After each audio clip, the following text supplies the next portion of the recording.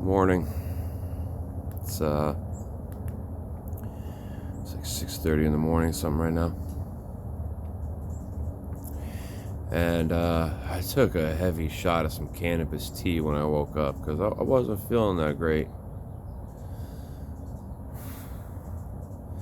And I just thinking about a lot of things right now, man. And I just took the trash cans out to the curb. And I saw a seagull flying overhead, which is unusual. Pretty far inland here, and there's not really many locations around here where the seagulls gather. Of the few locations there are, the Target and the Walmart parking lots, which are quite, 30, 40 miles from here. But right over here, no, there's never seagulls right here. And it was just a single one. I looked up at that, and I thought to myself, oh look, it's Johnathan Livingston Seagull.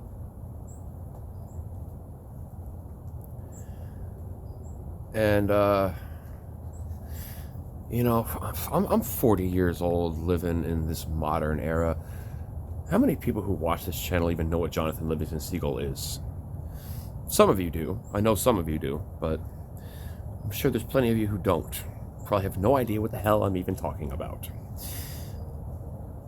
Let's have a talk.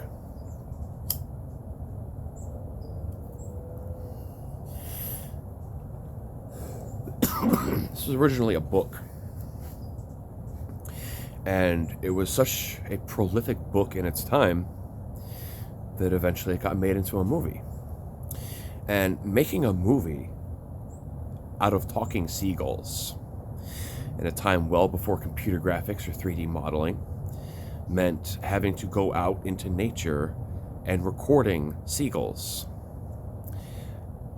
Do you know how hard it is to do that? You know how hard it is to consistently record a single seagull? That this is Johnathan? That it's not, all of a sudden it has a different pattern on its feathers. No, you have to follow this one seagull. You know how hard it is to get these consistent shots of a lone seagull flying in the sky, getting these continuous shots of a single animal high up in the stratus. To find a seagull who was making the same flight patterns, doing the things that Johnathan was trying to do, to even find one in the first place, but then to continuously track and record and film it, and then put it together with continuity, to put a film score to it, and then to dub voices over what you have recorded. To even create this movie, it was basically impossible. This film shouldn't even be possible to exist the way it does.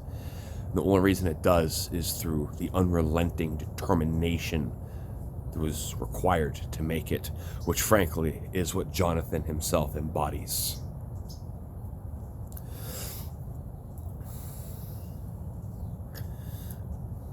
Again, this seagulls are talking, right? It's got a bit of Animal Farm going on in here because it's a social commentary about humans told through animals, right?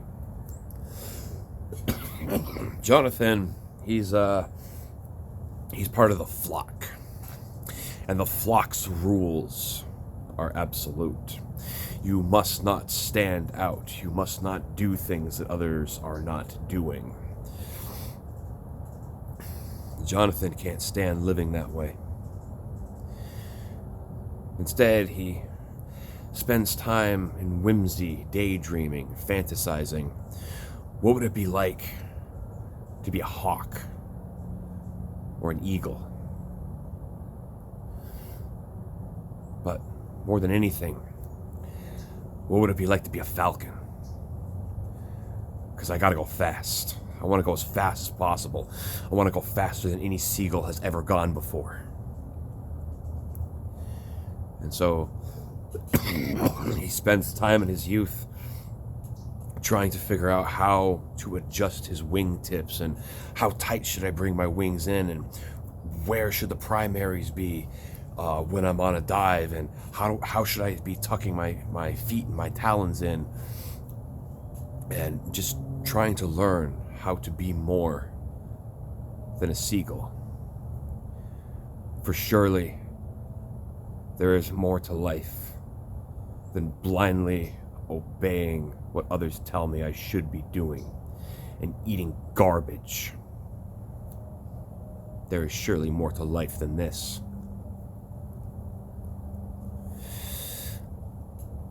And one day, Johnathan flies way, way up high. Higher than a seagull is rightly capable of flying. Their lungs aren't able to breathe when they're that high up, but he needs that much runway, he needs that much distance to be able to cover. So he starts diving. But the speed is too great, it's too intense, he can't control it. So he just crashes straight into the water. But you don't want to give up. He's going to learn how to do this. I'm going to prove to the whole flock what all of us are capable of becoming. I'm going to inspire all of them and show them if I can do it, certainly the rest of you can too.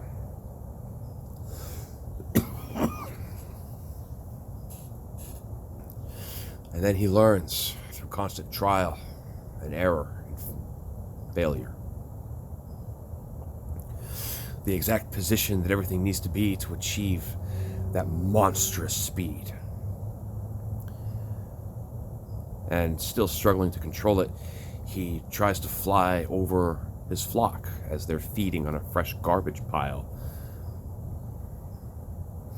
And he accidentally, almost kills a couple of them because he gets so close. And then it's time to be brought before the tribunal of village council. Because Johnathan refuses to listen to those who wish to direct his life.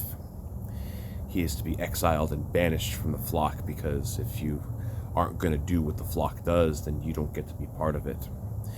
And his own parents are there watching this happen, and they even do not stand up for him. Even his parents won't defend him because they want the protection of the flock. So Johnathan leaves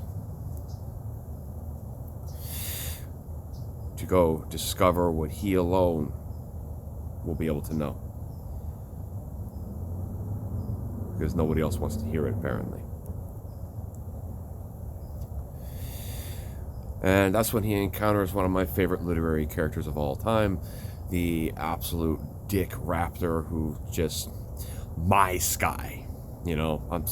I know he's a villain of a character, but there's something I love about the frickin' eagle, or the hawk, whatever.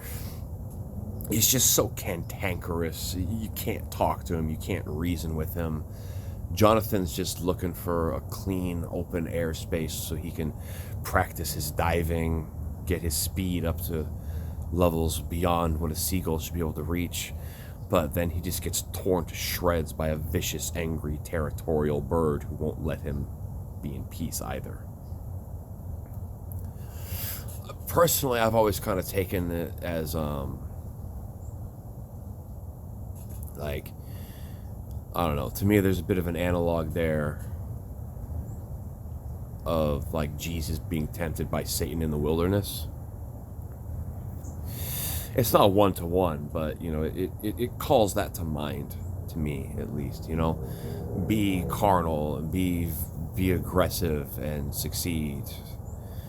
And Jesus was like, nah, I'm good. Man shall not live off of bread alone. Jonathan's like, fine, you can just have it. I'm out then. I don't need it. You're not going to convince me to change the way I am. I'm going to be what I set out to be. Without a doubt, undoubtedly. Will the real Slim Shady please stand up? But I think one of the coolest and most interesting and just weirdest parts is when Johnathan does find another Seagull who thinks like he does.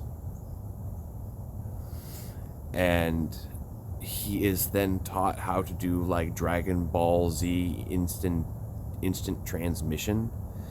He's taught how to teleport.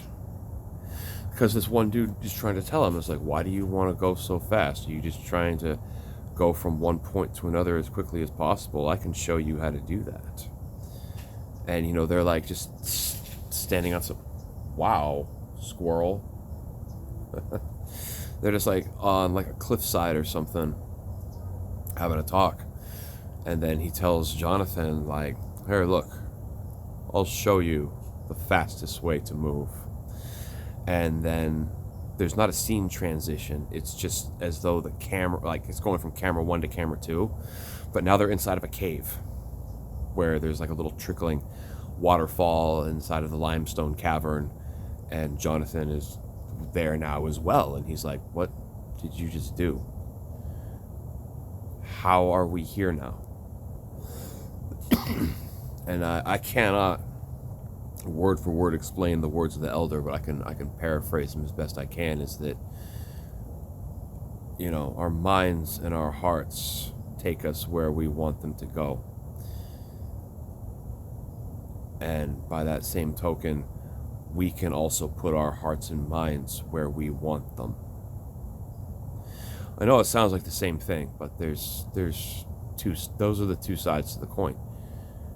Is that, you know, we think we need to move the body from one place physically to another, linearly through time from point A to point B. But it's also possible to just put your heart and mind in a different place, no matter where you are. And I don't know, like, it's a whole story, it's a bunch of biblical metaphors, but like that one to me has always really stood out, you know? Maybe we can't instantaneously transport our physical selves somewhere, but I do believe that it's possible to put the heart and mind in a place and then have the body follow to that place after the fact. And, you know, I've always thought about that, you know, because it's really cool. Also, the whole film has amazing Neil Diamond music, and it's just one of the most wonderful cinematic experiences that I think has ever been captured on film, spliced together, and put onto the silver screen. And I think it's worth your time. You should check it out.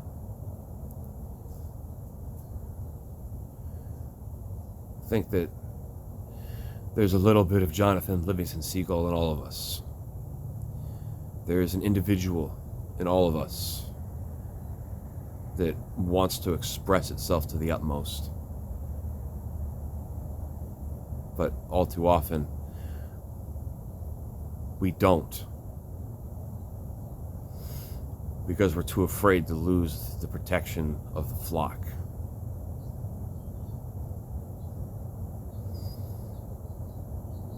And that's bullcrap.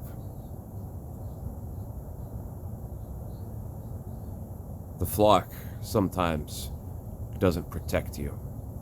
It silences you.